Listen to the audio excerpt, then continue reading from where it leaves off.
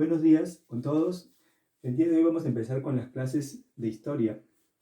Estas clases van a estar dirigidas tanto para alumnos de secundaria como de repente algunos alumnos que quieran tener algunos alcances sobre algunas preguntas de exámenes de admisión. Muy bien, el día de hoy vamos a empezar con el primer tema, que es el tema base, es el tema fundamental para poder empezar lo que es el estudio de la historia. Vamos a conocer un poquito sobre cómo ha evolucionado esta ciencia a lo largo del tiempo.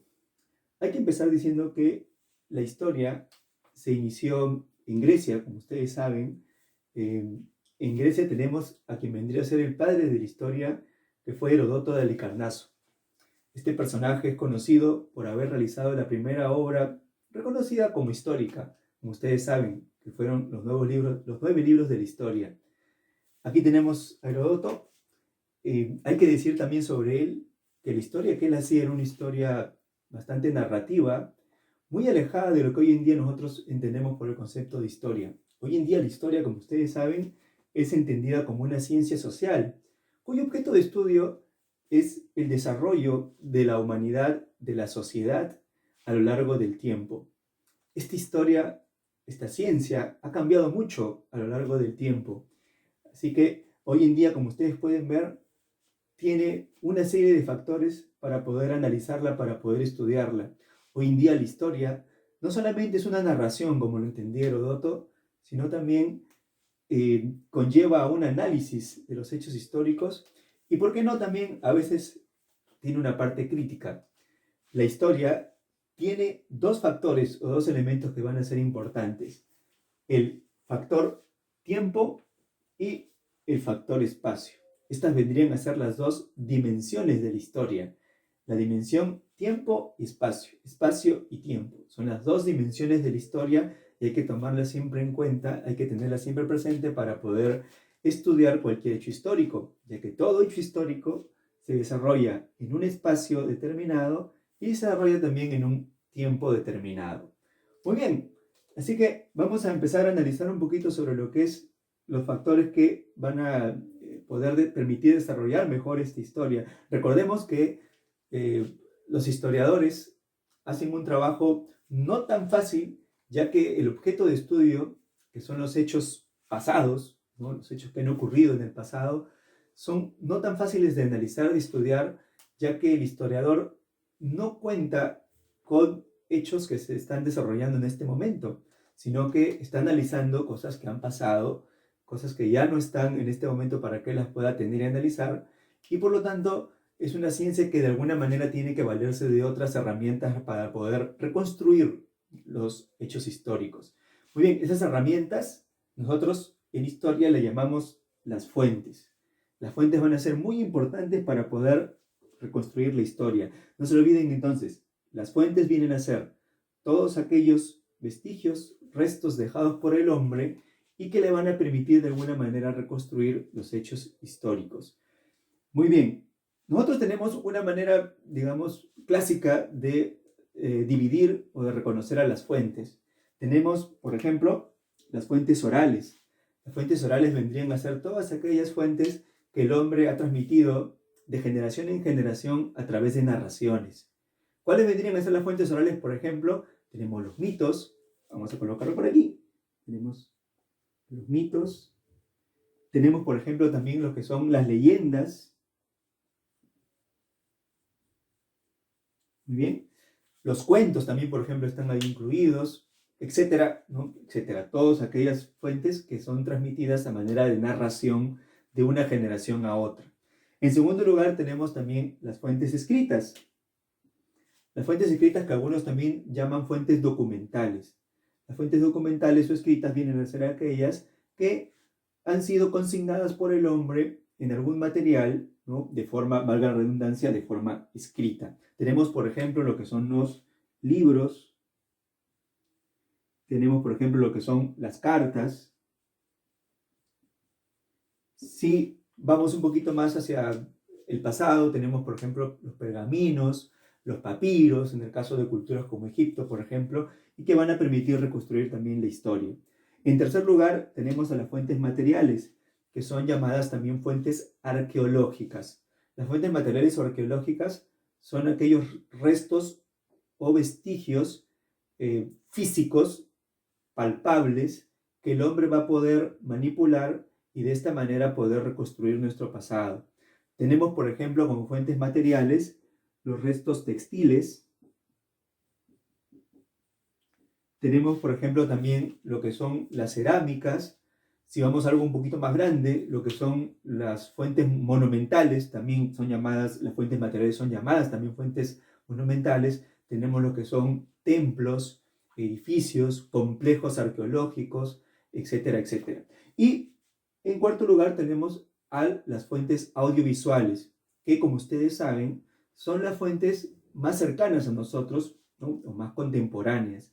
Nacieron con el desarrollo tecnológico de la humanidad. Tenemos, por ejemplo, dentro de las fuentes audiovisuales, lo que son las grabaciones, lo que son los videos. Hoy en día se utiliza mucho esto para poder reconstruir nuestra historia. Muy bien, estas son, como les vuelvo a repetir, una manera clásica de dividir a las fuentes. Sin embargo, nosotros hoy en día también tenemos otra manera de clasificar a las fuentes. Esto vendría a ser una clasificación en función a la proximidad de la fuente a nosotros. Me voy a explicar de una mejor manera. Tenemos, por ejemplo, en primer término, lo que son las fuentes llamadas fuentes de primera mano, o que se les llama también fuentes primarias. Se les llama fuentes primarias o fuentes directas. Son aquellas fuentes que han sido realizadas en el mismo momento en que se dio el hecho histórico, o por lo menos son contemporáneas al hecho histórico. Después voy a poner un ejemplo para que se pueda entender mejor. Y en segundo lugar tenemos a las fuentes secundarias, o que algunos también llaman fuentes indirectas. Vendrían a ser aquellas fuentes que nosotros utilizamos hoy en día y que están realizadas en base a un estudio, ¿no? A una investigación, pero ¿de qué? Esto es importante recalcarlo para que se pueda entender. Las fuentes secundarias nacen del estudio o el análisis de alguna fuente primaria. Por ejemplo, una fuente primaria, si nos remontamos, por ejemplo, al antiguo Egipto, vendría a ser un papiro, ¿no? Hecho en el antiguo Egipto, o la construcción de una pirámide. La pirámide en sí es una fuente primaria, ya que la construyeron los egipcios, ¿no? Ellos pudieron observar la pirámide y formó parte de su vida. ¿Cuándo vendría o cuándo se convertirían estas fuentes en secundarias? Cuando, por ejemplo, nosotros leemos un texto sobre el antiguo Egipto, un texto hecho por algún historiador contemporáneo. Voy a poner otro ejemplo para que se entienda un poquito mejor. Si vamos, por ejemplo, a una fuente escrita primaria sería una carta redactada por Napoleón Bonaparte a Josefina, por ejemplo, que era su pareja, como ustedes saben. Esa vendría a ser una fuente primaria. ¿Cuándo una fuente de ese tipo se convierte en secundaria? Cuando, por ejemplo, un historiador se dedica a recolectar todo lo que fueron datos sobre la vida de Napoleón y elabora un texto sobre Napoleón Bonaparte. Entonces, y publica ese texto.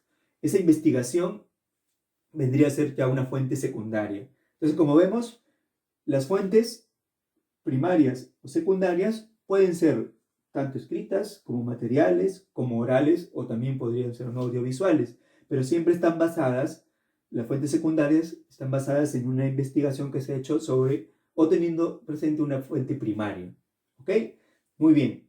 En segundo lugar, cuando hablamos de la historia, hay que tener en cuenta que la historia tiene muchas aristas, tiene un conjunto de elementos que tienen que ser analizados. Cuando uno estudia un hecho histórico, está estudiando el desarrollo de una sociedad. Y esta sociedad ha tenido una serie de elementos que el historiador, para poder entenderla mejor, va a tratar de analizar, va a tratar de estudiarlas. Y por eso la historia hoy en día como ciencia, no recordemos, dijimos hace un momento, la historia es una ciencia social, como ciencia no actúa de forma independiente o aislada, sino siempre se está apoyando en otras ciencias que la van a auxiliar. Por ello, a estas ciencias se les llama las ciencias auxiliares. Muy bien, Existen un conjunto de ciencias auxiliares, lo que vamos a pasar aquí a analizar son 4 de las que serían, digamos, las más importantes o las más cercanas a la historia. ¿Cuáles son estas 4 ciencias auxiliares? En primer lugar, tenemos a la geografía. Es una ciencia que va a actuar muy de la mano con la historia. La geografía nosotros entendemos hoy en día como la ciencia que va a estudiar la relación entre el ser humano, entre las sociedades que han habitado este planeta, y la relación que han tenido con su medio ambiente, ¿no? Con el medio en el cual se han desenvuelto. ¿Ya? Cómo el hombre ha actuado sobre ese medio ambiente. La geografía va a ser muy importante para poder entender el espacio en el cual se han desenvuelto las sociedades que vamos a estudiar, las sociedades que vamos a analizar. Ese es el papel de la geografía. Tenemos después a la antropología. La antropología viene a ser la ciencia que estudia la evolución del ser humano en 2 sentidos, en 2 ámbitos, tanto en el ámbito social, pero también en el ámbito físico. Eso ya hablaremos más adelante en otro video cuando expliquemos un poco sobre el proceso de hominización del ser humano. Y ahí entenderemos un poco mejor cómo es que la antropología ha estudiado la evolución física del ser humano. Después tenemos a la arqueología. La arqueología que va a cumplir un papel muy importante en lo que es el análisis de los restos materiales. Como dijimos hace un momento, las fuentes materiales se refieren a todos aquellos vestigios, restos que el ser humano ha dejado, que son huella de la presencia humana en la Tierra, y la arqueología va a estudiar o va a analizarlas para poder entender cómo es que el hombre vivió a partir del estudio de esos restos. Y en cuarto lugar tenemos a la economía. La economía que es entendida hoy en día como la ciencia de la escasez. Así se le entiende hoy en día la economía. La economía es una ciencia que va a estudiar cómo el hombre ha aprovechado los recursos que ha tenido o que tiene aquí en la Tierra. Estos recursos, recordemos, son recursos escasos y por lo tanto el hombre ha tenido que aprovecharlos a lo largo de su historia de la mejor manera. Y ahí viene el papel de la economía en cómo entender el hecho de que el hombre haya podido aprovechar esos recursos. Y por eso la economía es la ciencia que estudia los modos de producción. Dicho de otra manera también, las actividades económicas que el hombre ha realizado para poder sobrevivir. Cuando decimos modos de producción, nos referimos a las formas que el hombre ha utilizado para poder realizar actividades que le permitan obtener los recursos que le hayan permitido al mismo tiempo poder sobrevivir, poder salir adelante a lo largo de su existencia. Muy bien, estas vendrían a ser las ciencias auxiliares, pero también la historia posee un conjunto de disciplinas que van a complementar lo que es el apoyo de las ciencias auxiliares. Se le llama las disciplinas auxiliares de la historia. Tenemos, por ejemplo, a la numismática, que vendría a ser el estudio de las monedas que el hombre a lo largo de la historia ha utilizado para poder, bueno, está relacionado obviamente con la parte de la economía, ¿no? Para poder realizar los intercambios, ¿no? de bienes. Ese es el papel de la numismática. También la numismática, hay que decirlo, estudia o analiza lo que son las medallas, ¿no? Que están relacionadas a las monedas. Después tenemos a una disciplina que es muy cercana también a la historia, que es la cronología. Recordemos que la cronología es la disciplina que nos va a permitir realizar todo lo que son los fechados o las dataciones, las líneas de tiempo, la línea de vida, ¿no? Esta disciplina está muy relacionada a la historia porque la historia, como dijimos al principio, tiene 2 dimensiones que no podemos dejar de estudiar, el espacio y el tiempo. Por eso la cronología, muy importante en esta segunda dimensión. Luego tenemos a la heráldica. La heráldica está entendida como la disciplina que va a estudiar lo que son los blasones. ¿Miren qué cosa es un blasón? Un blasón es un escudo. Esta ciencia particularmente tiene importancia en lo que es la etapa de la Edad Media, que es el periodo donde aparecen los escudos de armas.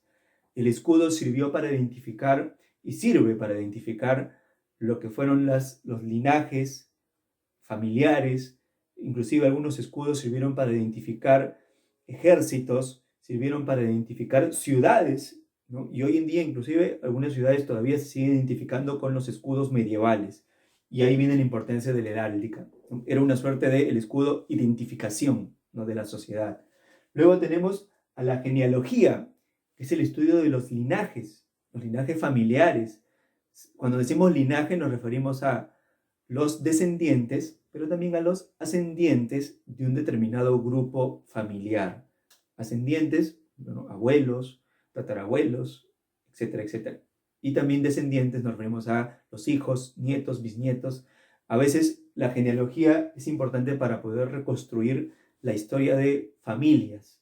Muy bien, muy bien. Y por último tenemos a la paleografía. La paleografía proviene de voces griegas, paleo, antiguo, y grafos, descripción. Es decir, la paleografía viene a ser el estudio de las escrituras antiguas o de las antiguas escrituras. La paleografía tiene particular importancia porque ha estudiado, analiza lo que es la evolución de las escrituras a lo largo del tiempo, desde las más antiguas, cómo han ido cambiando para dar paso a las escrituras contemporáneas o modernas. Muy bien, entonces, esta ha sido una primera introducción al curso de historia. Espero que les haya gustado. Esta va a ser la base para después desarrollar otros temas ya referidos a temas de las edades de la historia. Eso lo veremos en otros videos. Por ahora eso sería todo. Muchas gracias.